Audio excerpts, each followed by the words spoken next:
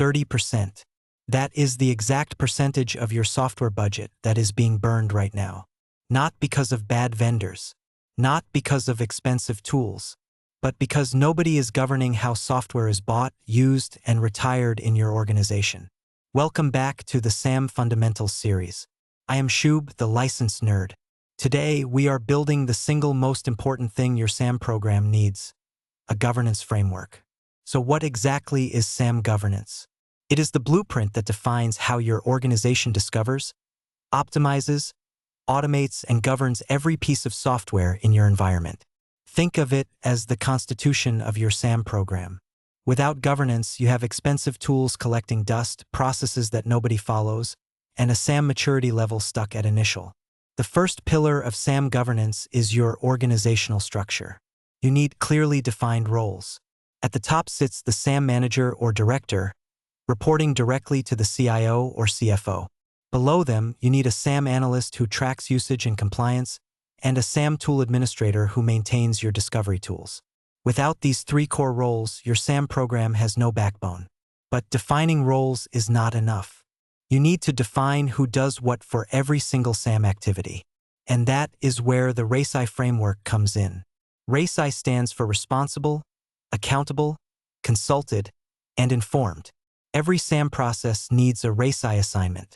Procurement, IT operations, security, they all need to know exactly where they fit in the puzzle. Let me show you how this works in practice. For software procurement, the user requests, IT is accountable, SAM is consulted on licensing options, and finance is informed. For compliance reviews, SAM is responsible, finance is accountable because they own the risk, IT is consulted, and SAM leadership is informed. Clear roles, strong ownership, better results. The second pillar is your SAM steering committee. This is the governing body that meets monthly or quarterly to review the program, make strategic decisions, and remove roadblocks. Your steering committee must include representatives from IT, finance, procurement, security, and at least one business unit leader. This is where decisions get made and accountability gets enforced. But here is the most critical success factor: executive sponsorship. Without a CIO or CFO actively championing your SAM program, it will die. Your executive sponsor provides budget authority, removes political obstacles, and sends the message that SAM governance is not optional. Real change needs real sponsorship. Pillar 3 is your communication plan. Governance only works if people know about it. You need a monthly SAM dashboard sent to your steering committee, quarterly reports to your executive sponsor, and ad hoc alerts for critical events like audit notifications. Communication is the oxygen of governance. Pillar 4 is your governance processes. These are the repeatable workflows that keep your SAM program running like clockwork. Process number 1 is the request and approval workflow. Every software request must follow a defined path. Process number 2 is compliance reconciliation, comparing installed software against your entitlements. Now let us talk about the policy documents that enforce your governance. Policy number 1 is the software acquisition policy. It defines exactly how software can be purchased. Rule 1. Approved channels only. No personal credit cards. Rule 2. Approved software catalog only. This single policy eliminates shadow IT. Policy number 2 is the software usage policy, defining what employees can and cannot do with company software. Policy number 3 is the software disposal policy. When an employee leaves, what happens to those licenses?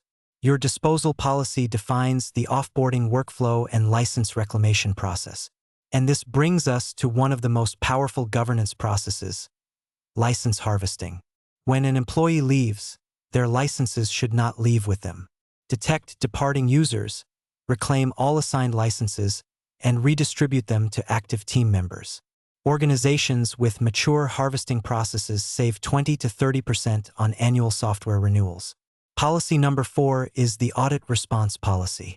When a vendor sends an audit notification, your organization needs a documented playbook.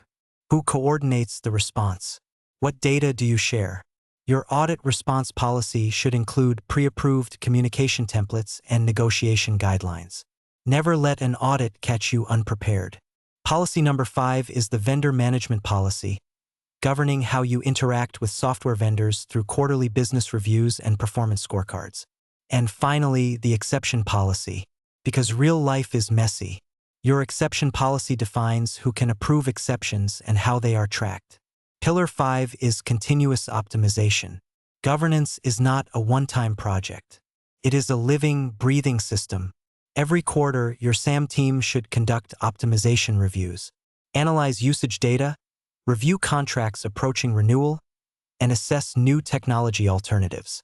This is how you achieve Level 4 and Level 5 maturity. So how do you measure the success of your governance framework? With a SAM governance scorecard, track 4 key metrics: policy compliance rate, audit readiness score, cost savings, and shadow IT reduction. Strong governance means lower risk and higher impact. Governance is not overhead. It is your competitive advantage. Let me give you a 90-day implementation roadmap. Days 1 through 30. Define your organizational structure and draft your software acquisition policy.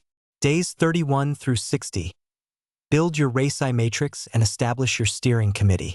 Days 61 through 90. Launch your license harvesting process and deliver your first governance scorecard. That is your complete SAM governance framework. Build this and you build the foundation for everything else in SAM. In the next video, we are going deep into SAM lifecycle management, the complete journey from software request to retirement.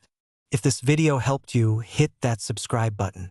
I am Shub, the license nerd, and I will see you in the next one.